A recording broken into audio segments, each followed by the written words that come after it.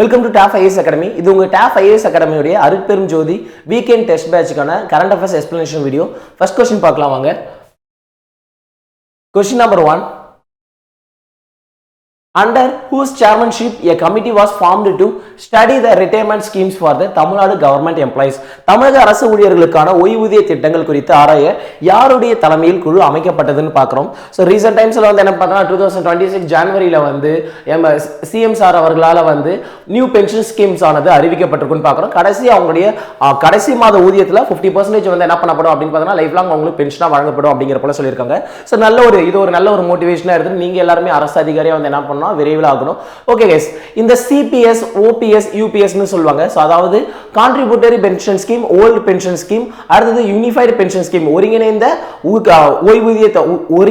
ஓய்வூதிய தொகை, அதுக்கடுத்து ஓல்டேஜ் பென்ஷன் ஸ்கீம், அதுக்கடுத்து வந்து என்னன்னு பார்த்தீங்கன்னா அர்ப்பணிப்பு ஊதியம் அப்படிங்கிறது எல்லாமே வந்து சேர்ந்துதான் வந்து என்னன்னு பார்த்தீங்கன்னா அந்த பென்ஷன் ஸ்கீம்ஸா இருக்கும். ஸோ இதுக்கு வந்து என்ன பண்றாங்கன்னா தமிழ்நாடு கவர்மெண்ட் எம்ப்ளாய்மெண்ட்ஸ்க்காக ஸோ ஒரு கமிட்டி ஒன்று அமைக்கிறாங்கன்னு பார்க்குறோம். ஓகே, அந்த பென்ஷன் ஸ்கீம்காகவே ஒரு கமிட்டி ஆரம்பிக்கிறாங்க. ஸோ இது யார் தலைமையில் ஆரம்பிக்கிறாங்க அப்படின்னா ஐஏஎஸ் ஆஃபீஸரான ககன்தீப் சிங் பேடி அவர்களுடைய தலைமையில் ஆரம்பிக்கிறாங்க. இது 3 மெம்பர் கமிட்டியாக வந்து என்ன பண்ணப்படுது அப்படின்னு பார்த்தீங்கன்னா அமைக்கப்படுதுன்னு பார்க்குறோம். ஸோ இதோட சேர்மனா வந்து IAS officer Gagandeep Singh Bedi plus வந்து என்னன்னு பார்த்தீங்கன்னா மிஸ்டர் KR சண்முகம் மற்றும் மிஸ்டர் பிரதீக் தயால்லாம் வந்து இதோடைய உறுப்பினர்களாக வந்து என்ன பண்ணுறாங்க அப்படின்னு பார்த்தீங்கன்னா இருக்காங்கன்னு பார்க்குறோம். ஸோ இந்த கமிட்டி வந்து தங்களுடைய பரிந்துரைகளை 2025 கொடுத்துருக்காங்க.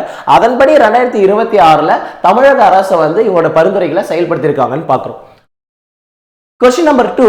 Who was awarded the Vigyan Ratna? ஓகேவா, அதாவது விஞ்ஞான ரத்னா அப்படிங்கிற போல அறியக்கூடிய அந்த அவார்டு வந்து 2025 யாருக்கு கொடுக்கப்பட்டது அப்படிங்கிற போல கேட்கறாங்க.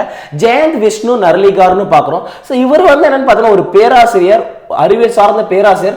அது மட்டும் இல்லாம வந்து என்னன்னு பார்த்தீங்கன்னா ப்ரொஃபசர் ஜெயந்த் விஷ்ணு நர்லிகாரும் ஃப்ரெட் ஹொய்லே அப்படிங்கிறவங்களும் சேர்ந்து வந்து என்ன பண்ணியிருப்பாங்க அப்படின்னா ஹொய்லே நர்லிகார் தியரி அப்படிங்கிற ஒன்று கொண்டு வந்திருப்பாங்க. ஸோ இது வந்து என்னன்னு பார்த்தீங்கன்னா நியூட்டனுடைய ஈர்ப்பு விசையை வந்து கொஞ்சம் மாற்றம் செய்து மேக் பிரின்சிபல் அடிப்படையில் வந்து என்ன பண்ணியிருப்பாங்கன்னா பொருட்களுடைய தன்மையை பற்றி இந்த ஹாய்லே நர்லிகர் தியரியில வந்து மிக அழகாக வந்து சொல்லியிருப்பாங்க. ஸோ அதுக்காக இவருக்கு வந்து என்ன பண்ணப்பட்டிருக்கு அப்படின்னு பார்த்தீங்கன்னா ராஷ்டிரிய விக்யான் புரஸ்கர் அவார்டு வந்து கொடுத்துருக்காங்க. ஸோ நம்ம ராஷ்டிரபதி பவன்ல டிசம்பர் 2025 ஸோ இவருடைய சார்பில் இவருடைய குடும்பத்தினர் வந்து என்ன பண்ணாங்க அப்படின்னு பார்த்தீங்கன்னா இந்த அவார்டு வாங்கிட்டாங்க. ஏன்னா இப்போ அவர் உயிரோட இல்லை அப்படிங்கிறது குறிப்பிடத்தக்க ஒரு விஷயமா இருக்கு. அடுத்ததான், which of the following cyclone was when affected India announced a financial fund of rupees 4032 crore for reliefs work in Sri Lanka? கீழ்கண்ட எந்த புயலால் பாதிக்கப்பட்ட இலங்கைக்கு நிவாரண பணிகளுக்காக இந்தியா சார்பில் 4032 கோடி நிதி தொகுப்பு அறிவிக்கப்பட்டதுன்னு பார்க்குறோம். ஸோ இப்போ நமக்கு ரீசெண்டாக தெரியும். ஸோ இப்போ வந்து இந்த டிசம்பர் மந்த் வந்து என்னன்னு பார்த்தோம் அப்படின்னு நவம்பர் டிசம்பரில் வந்து என்னன்னு பார்த்தோம்னா இலங்கை வந்து தித்வா சைக்ளோனால வந்து என்ன பண்ணியிருந்தாங்க அப்படின்னு பார்த்தோன்னா ரொம்ப லேட்டாகவே ரொம்ப அதிகமாகவே வந்து என்ன பண்ணியிருந்தாங்கன்னா பாதிப்படைஞ்சிருந்தாங்க. அதுக்காக நம்ம வந்து என்ன பண்ணோம் அப்படின்னு பார்த்தோம்னா தித்வா புயல் ஏற்பட்ட உடனே ஓகேவா ஆபரேஷன் சாகர் பந்து அப்படிங்கக்கூடிய ஓகேவா ஆபரேஷன் சாகர் பந்து அப்படிங்கக்கூடிய பேர்ல இங்க இருந்து நம்ம ஏர்ஃபோர்ஸ் அடுத்து வந்து என்னன்னா மீட்பு படையினர் எல்லாத்தையுமே வந்து நாம அடுத்து நேவல் ஷிப்ஸ் வழியா கடற்படை அடுத்து மீட்பு படை எல்லாத்தையுமே நம்ம இலங்கைக்கு வந்து என்ன பண்ணியிருந்தோம் அப்படின்னு பார்த்தோம்னா அனுப்பி வச்சிருந்தோம். அது மட்டும் இல்லாம அவங்களுடைய மேன்மைக்காக இந்தியா வந்து என்ன பண்ணியிருக்காங்க அப்படின்னு பார்த்தோம்னா நிதி உதவி அழைச்சிருக்காங்க. which means வந்து என்னன்னு பார்த்தோம்னா கடனா 450 மில்லியன் US டாலர்ஸ், இதுல 100 மில்லியன் மானியமா அதாவது கிராண்ட்ஸா ஓகேவா 100 மில்லியன் US டாலர்ஸ் வந்து என்னன்னு பார்த்தோன்னா கிராண்ட்ஸ் ஆகும். ஓகே, கிராண்ட்ஸா மானியமா கொடுத்துருக்காங்க. அந்த 350 மில்லியன் டாலர் மட்டும் வந்து என்ன பண்ணியிருக்காங்க அப்படின்னு பார்த்தோன்னா கடனா கொடுத்துருக்காங்க அப்படிங்கிறது குறிப்பிடத்தக்க ஒரு விஷயமா இருக்கு. அப்போ நம்ம கொஸ்டின்ஸ் வந்து என்ன கேட்டிருந்தாங்க அப்படின்னு பார்த்தோம்னா கீழ்கண்ட எந்த புயலால் பாதிக்கப்பட்ட இலங்கைக்கு நிவாரண பணிகளுக்காக இந்தியா சார்பில் 4032 கோடி நிதி தொகுப்பு அறிவிக்கப்பட்டதுன்னு கேட்டாங்க. ஸோ இதுக்கான ஆன்சர் வந்து என்னன்னு பார்த்தோம்னா லேட் நவம்பர்ல வந்து தித்வா புயல் அப்படிங்கிறதா இதுக்கான ஆன்சரா பார்க்குறோம். அடுத்த question, which rocket will launch the Bluebird 6 அப்படிங்கிற போல பார்க்குறோம். அதாவது ப்ளூபோர்ட் 6 செயற்கைக்கோளானது எந்த ராக்கெட் மூலம் விண்ணில் ஏவப்பட்டது அப்படிங்கிற போல கேட்கறாங்க. லான்ச் வெஹிக்கிள் ஓகேவா 3 அப்படிங்கிற போல பார்க்குறோம்.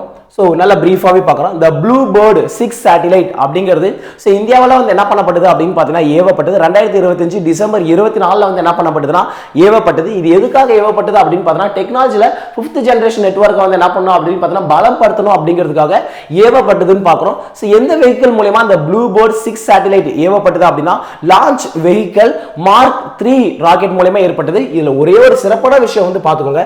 இந்த LVM-3 அப்படிங்கிறது பாகுபலி அப்படிங்கிற பேர்லயே வந்து என்ன பண்ணப்படுது அப்படின்னா செல்லமா அழைக்கப்பட்டதுன்னு பார்க்குறோம். ஸோ இது ரொம்ப முக்கியமான ஒரு விஷயம், நோட் பண்ணி வச்சுக்கோங்க. ஸோ ப்ளூ பேர்டு 6 அப்படிங்கிற அந்த சேட்டிலைட் நாம 5th ஜெனரேஷன் நெட்வொர்க்குக்காக வந்து என்ன பண்ணப்பட்டது அப்படின்னு பார்த்தீங்கன்னா ஸ்பெசிஃபைடா லான்ச் பண்ணப்பட்டது அப்படிங்கிறப்ப பார்க்குறோம். ஸோ அதை லான்ச் பண்ண வெஹிக்கிளோட நேம் பாருங்க LVM-3. அந்த நேம் அந்த LVM-3 அப்படிங்கிற அந்த லான்ச் வெஹிக்கிள் செல்லமா என்னவா அழைக்கப்படுது அப்படின்னு பார்த்தீங்கன்னா பாகுபலி அப்படிங்கிற பேர்ல அழைக்கப்படுதுன்னு பார்க்குறோம். அடுத்த question, which country takes the chairmanships of BRICS association for 2026? 2026 ஆண்டுக்கான BRICS கூட்டமைப்பின் தலைமை பொறுப்பை எந்த நாடு ஏற்குள்ளதுன்னு பார்க்குறோம். இந்தியா. அதாவது 18வது இந்த மீட்டிங் வந்து என்ன ஆகுது அப்படின்னா இந்தியா தான் வந்து நடத்த இருக்காங்க. இந்தியாவுடைய பல்வேறு இடங்கள்ல வந்து என்ன பண்ண போறாங்க அப்படின்னு பார்த்தீங்கன்னா நடத்த போறதா பார்க்கும். 2026 யார் இதை ஹெட் பண்றா அப்படின்னு பார்த்தீங்கன்னா இந்தியா ஹெட் பண்றாங்கன்னு பார்க்குறோம். ஃபர்ஸ்ட் ஆஃப் ஆல் இந்த BRICS அப்படிங்கக்கூடிய இந்த அமைப்பு அதோட நேம்ல இருக்குங்க. Okay, BRICS, B for Brazil, R for Russia, I for India, C for China, S for South Africa அப்படிங்கிறப்ப பார்க்குறோம். ஆரம்ப காலத்தில் இதுல வெறும் 4 கண்ட்ரி தான் இருந்தது. அதன் பிறகு சவுத் ஆப்பிரிக்கா வந்து என்ன பண்ணாங்கன்னா இணைஞ்சாங்க. தற்போது இதுல எத்தனை கண்ட்ரிஸ் வந்து இணைஞ்சிருக்காங்க அப்படின்னு பார்த்தோம்னா கிட்டத்தட்ட 11 கண்ட்ரிகள் வந்து 11 நாடுகள் வந்து இதுல இணைஞ்சிருக்காங்க அப்படிங்கிறப்ப பார்க்குறோம் இந்த பிரிக்ஸ் அமைப்புல. அப்படி அந்த 11 புதிய நாடுகள் வந்து 2024-25 காலகட்டத்தில் வந்து என்ன ஏற்கனவே இணைஞ்சிருக்காங்க. எகிப்த், ஓகேவா, Egypt, Ethiopia, Indonesia, Iran, Saudi Arabia, UAB, United Arab Emirates, இவங்க எல்லாமே வந்து என்ன பண்ணிருக்காங்க அப்படின்னு பாத்தீங்கன்னா சோ எக்ஸ்ட்ரா வந்து இந்த பிரிக்ஸ் அமைப்புல வந்து இணைஞ்சிருக்காங்கன்னு பாக்குறோம். ஓகேவா, சோ இனிஷியலா வந்து என்ன ஆகுது அப்படின்னு பார்த்தா 2006ல பிரேசில், ரஷ்யா, இந்தியா, சைனாவுடைய அந்த ஃபாரின் மினிஸ்டர்ஸ் இருக்காங்க இல்லையா, சோ அவங்க மீட் பண்ணிட்டு நம்ம ஒரு பிரிக் அப்படிங்கிற கூடிய ஒரு கட்டமைப்பா இருந்தா நல்லா இருக்கும் அப்படிங்கிற போல பிளான் பண்ணி 2009ல தான் இதோடைய ஃபர்ஸ்ட் கட்டமைப்பு ஃபர்ஸ்ட் வந்து கூட்டம், அதாவது ஃபர்ஸ்ட் கூட்டம் வந்து என்ன ஆகுது அப்படின்னா 2009ல தான் ரஷ்யாவில் வந்து என்ன ஆகுது அப்படின்னு பார்த்தா இதோடைய ஃபர்ஸ்ட் சம்மிட் வந்து நடக்குது அப்படிங்கிற சொல்றாங்க. சோ அதன் பிறகு 2009 பிறகு அதுக்கு அடுத்தான 2010ல சவுத் ஆப்பிரிக்கா வந்து என்ன பண்ணாங்க அப்படின்னா இந்த பிரிக் கூட்டமைப்புல வந்து இணைஞ்சாங்க அப்படிங்கிறப்ப பார்க்கிறோம். தற்போது இந்தியாவில் நடைபெறக்கூடிய அந்த பிரிக்ஸ் சமிட் எத்தனாவது பிரிக்ஸ் சமிட் அப்படின்னு பார்த்தோம்னா 18வது பிரிக்ஸ் சமிட் அப்படிங்கிறது குறிப்பிடத்தக்க ஒரு விஷயமா இருக்கு. அடுத்து question number 6, to what percentage the union cabinet has approved a bill to allow foreign direct investment in the insurance sector to be increased? அதாவது காப்பீடு துறையில் அந்நிய நேரடி முதலீட்டை எத்தனை சதவீதத்திற்கு உயர்த்த அனுமதிக்கும் மசோதாவிற்கு மத்திய அமைச்சரவை ஒப்புதல் அளித்துள்ளதுன்னு பார்க்கிறோம். ஓகேவா, அதாவது இதுக்கு முன்னாடி நம்ம காப்பீடு துறையில FDI ஃபாரின் டைரக்ட் இன்வெஸ்ட்மெண்ட் இருக்குது இல்லையா, அது எவ்வளவு வரைக்கும் வச்சிருந்தோம் அப்படின்னு பார்த்தா 74% வரைக்கும் வச்சிருந்தோம். இப்போ அது கவர்மெண்ட் வந்து யூனியன் கவர்மெண்ட் வந்து என்ன பண்றாங்க அப்படின்னு பாத்தீங்கன்னா அதை 100% வந்து மாத்திருக்காங்க. அதுக்கான அமெண்ட்மெண்ட், இன்சூரன்ஸ் அமெண்ட்மெண்ட் பில் எப்ப போடப்பட்டது அப்படின்னு பாத்தீங்கன்னா அதாவது இந்த காப்பீட்டு சட்ட திருத்தம், ஓகே, காப்பீட்டு மசோதா திருத்தம் எப்போ கொண்டு வரப்படுது அப்படின்னு பார்த்தீங்கன்னா 2025ல கொண்டு வந்தது. இது எதுக்காக அப்படின்னு பார்த்தீங்கன்னா ஃபாரினுடைய participation, foreign direct investment participation அதிகமாக்கலாம், மூலதனத்தை அதிகமாக்கலாம் அப்படிங்கிறதுக்காக இந்த ஒரு திட்டம் கொண்டு வரப்பட்டதுன்னு பார்க்குறோம். 74%ல இருந்து இப்போ எவ்வளவு வரைக்கும் இன்க்ரீஸ் பண்ணிருக்கோம் அப்படின்னு பார்த்தீங்கன்னா 100% வரைக்கும் இன்க்ரீஸ் பண்ணிருக்கோம்னு பார்க்குறோம். அடுத்த question, how many crores has the union cabinet approved for allocation for the census to be conducted in 2027 பார்க்கிறோம். சோ இதுக்கு வந்து என்னன்னு பார்த்தீங்கன்னா டைரக்டா 11,718 கோடி வந்து என்ன பண்ணிருக்காங்க அப்படின்னு பார்த்தீங்கன்னா நம்ம 2027 சென்சஸ்க்காக யூனியன் கவர்மெண்ட் வந்து ஒப்புதல் அளிச்சிருக்காங்கன்னு பார்க்குறோம். இந்த இந்திய census is likely to commence on April, அதாவது எப்போ ஆரம்பிக்கிறாங்க அப்படின்னு பார்த்தீங்கன்னா ஏப்ரல் 1 2026ல ஆரம்பிச்சு எப்போ முடிக்கணும்னு பிளான் பண்ணியிருக்காங்கன்னா மார்ச் 1 2027ல முடிக்கணும் அப்படிங்கிற போல பிளான் பண்ணியிருக்காங்க. 2 கட்டமா வந்து என்ன பண்ண போறாங்க அப்படின்னு பார்த்தீங்கன்னா இந்த சென்சஸ் வந்து நடத்த போறாங்க. முதல் கட்டம் வந்து என்னன்னு பார்த்தீங்கன்னா மலை சார்ந்த அந்த பகுதிகள் நம்ம வந்து பார்க்குறோம். ஓகேவா, ஸோ ஹிமாலயாஸ்ல இருக்கக்கூடிய ஹிமாலயன் ஸ்டேட்ஸ்ல இருக்கக்கூடிய அந்த மலைவாழ் பிரதேசங்கள்ல ஃபர்ஸ்ட் ஃபேஸ் வந்து என்ன பண்ணிடுறாங்கன்னா முடிச்சிடணும்னு பார்க்குறாங்க. So how's listing, so at the same time வந்து என்னன்னு பார்த்தா பாப்புலேஷன், ஸோ இது எல்லாமே 2 கட்டமா வந்து என்ன பண்ண போறாங்க அப்படின்னு பார்த்தீங்கன்னா கொண்டு வர போறாங்கன்னு பார்க்குறோம். ஓகேவா, ஸோ 5 to 6 months வந்து என்ன பார்த்தீங்கன்னா ஏப்ரல் 1 1 வரைக்கும் முதல் கட்டம் முடிஞ்சிடும். அதுக்கு அடுத்த கட்டம் வந்து என்ன பண்ணிடுறாங்க அப்படின்னு பார்த்தீங்கன்னா ஸோ பிப்ரவரி 2027 வந்து என்ன பண்ணிடணும் முடிச்சிடணும் அப்படின்னு சொல்லிட்டு அப்புறம் வந்து பாப்புலேஷன் வந்து என்ன பண்ணா மார்ச் 1 2027 வெளியிடணும். பாப்புலேஷன் எவ்வளவு கவுண்ட் இருக்கு மொத்த டேட்டாவும் வெளியிடணும் அப்படிங்கிறது இவங்களுடைய பிளானா இருக்குன்னு சொல்றாங்க. இதுக்காக ஆகக்கூடிய செலவு எவ்வளவு சொல்றாங்கன்னா 11,718 கோடி ரூபாய் ஆகும் அப்படிங்கிறது சொல்றாங்க. அடுத்த question Arjun Erikaisi and Koneru Hampi won dash medal in the World Rapid Chess Championship. உலக rapid chess சாம்பியன் போட்டியில் அர்ஜுன் எரிகைசி கொனேரு ஹம்பி பதக்கம் டேஷ் பதக்கம் என்றன்னு சொல்லிட்டு கேட்டிருக்காங்க. வெண்கலம் அப்படிங்கிறப்பல பார்க்குறோம். ஓகேவா? ஸோ பிரான்ஸ் மெடல் தான் வந்து என்ன பண்ணாங்க அப்படின்னு பார்த்தீங்கன்னா எதிர்த்தா பிரான்ஸ் மெடல் தான் இவங்க வந்து வின் பண்ணாங்கன்னு பார்க்குறோம். ஸோ இந்த அர்ஜுன் எரிகேசி அண்ட் கொனேரு ஹம்பி வந்து பிரான்ஸ் மெடல் எடுத்திருக்காங்க. அது மட்டும் இல்லாமல் அந்த world rapid championship and world women's rapid championship இதுல ரெண்டுத்தையும் ஜெயிச்சவங்க யாரு அப்படின்னு பார்த்தோம்னா வேர்ல்டு ரேபிட் சாம்பியன்ஷிப்ல ஜெயிச்சது வந்து Magnus Carlsen and women's world rapid சாம்பியன்ஷிப்ல ஜெயிச்சது வந்து யாரு அப்படின்னா அலெக்சாண்டரா கொரியாகினா அப்படிங்கிறவங்க தான் வந்து என்ன பண்ணியிருக்காங்கன்னா கொரியாகினா அப்படிங்கிறவங்க தான் ஜெயிச்சிருக்காங்கன்னு பார்க்குறோம். அடுத்த question number 9 which is the India's first AI cyber crime investigation platform னு பார்க்குறோம். இந்தியாவின் முதல் AI சைபர் குற்ற விசாரணை தளம் எதுன்னு கேட்குறாங்க. ஸோ இதை வந்து என்னன்னு பார்த்தீங்கன்னா டேரக்டா ஆன்சர் பார்த்துட்டு நான் எக்ஸ்பிளைன் பண்றேன். மகா கிரைம் ஓஎஸ் ஏஐன்னு சொல்றாங்க. ஓகேவா?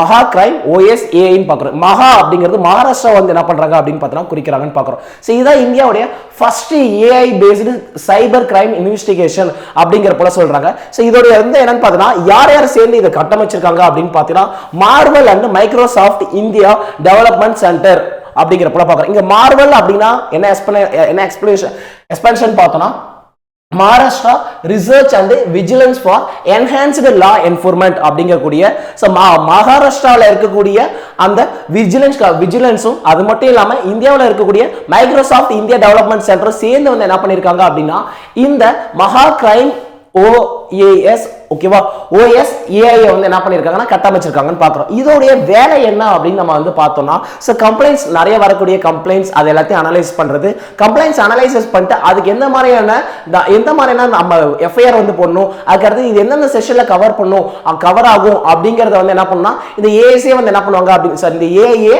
வடிவமைத்து கொடுப்பாங்க அப்படிங்கிற போல சொல்றாங்க. ஸோ அது மட்டும் இல்லாம வந்து என்ன பண்ணுவாங்கன்னா கம்ப்ளைண்ட்ஸை டேட் வைஸா வந்து அந்த ஃபாலோ பண்றது. ஸோ அதை வந்து முழுக்க சொல்லலாம் அப்படின்னா போலீஸ் ஸ்டேஷனுக்கு வந்து ரொம்ப தேவையான ஒரு விஷயம் அந்த கம்ப்ளைண்ட்ஸ் வந்து ரெஜிஸ்டர் பண்றது. அது அடுத்து வந்து என்னன்னு பார்த்தீங்கன்னா அதுக்கு ஏற்ற மாதிரி எஃப்ஐஆர் காப்பி, அதுக்கு அடுத்து வந்து என்னன்னு பார்த்தீங்கன்னா அது எந்தெந்த செஷன்ஸ் வரும் அப்படின்னு சொல்லிட்டு எல்லாத்தையுமே பிரிச்சு தரக்கூடியது இதோடைய முக்கியமான வேலையா இருக்குன்னு பார்க்குறோம். சோ ஃபார் நவ் இந்த சிஸ்டத்தை வந்து என்ன பண்ணியிருக்காங்க அப்படின்னு பார்த்தீங்கன்னா ஒரு 23 போலீஸ் ஸ்டேஷன்ல வந்து என்ன பண்ணியிருக்காங்க அப்படின்னு பார்த்தீங்கன்னா நாக்பூர்ல இருக்கக்கூடிய 23 போலீஸ் ஸ்டேஷன்ல வந்து இன்ஸ்டால் பண்ணியிருக்காங்க. அதன் பிறகு வந்து என்ன பண்ண போகுது அப்படின்னா மகாராஷ்டிரால 1100 போலீஸ் ஸ்டேஷன்ஸ்ல இது வந்து கொண்டு வர போறதா சொல்றாங்கன்னு பார்க்கிறோம். அடுத்து question number 10 how many gigawatts of electricity are generated by nuclear power plants across the country? நாடு முழுவதும் அணுமின் நிலையங்கள் மூலம் எத்தனை ஜிகாவாட் மின் உற்பத்தி செய்யப்படுகிறது அப்படிங்கறது கேக்குறாங்க. சோ இந்த அணுமின் நிலையங்கள் லாஸ்டா ஓகே 2025ல இந்தியாவுல அணுமின் நிலையங்கள் மூலமா எவ்வளவு மின் உற்பத்தி செஞ்சுன்னு கேட்டிருக்காங்க. டைரக்டா சொல்லலாம் அப்படின்னு பார்த்தோம்னா பை டேட்டா 8.7 ஜிகாவாட்ஸ் வந்து என்ன பண்ணிருக்கோம் அப்படின்னு பார்த்தா செஞ்சிருக்கோம். அடுத்தது இந்த நியூக்ளியர் எனர்ஜி மிஷின் அப்படிங்கிறது ஓகேவா, அதாவது அணுமின் ஆற்றல் இயக்கம் ஓகேவா. சரி என்ன சொல்றாங்க அப்படின்னு பார்த்தோம்னா கண்டிப்பா 2047ல நம்மளுடைய டார்கெட் என்னவா இருக்கும் அப்படின்னு பார்த்தோம்னா 100 ஜிகாவாட்ஸா இருக்கும் அப்படிங்கறத வந்து டார்கெட்டா வச்சிருக்காங்க. அதே போல உங்களுக்கான டார்கெட் அப்படிங்கிறது அரசு அதிகாரி ஆகிறது மட்டும்தான். அந்த டார்கெட்டையும் நீங்க வந்து குறிப்பிட்ட ஒரு டெட் எண்ட் வச்சு அதுக்குள்ள அச்சீவ் பண்ணிடுங்க. Wish all the very best. Thank you.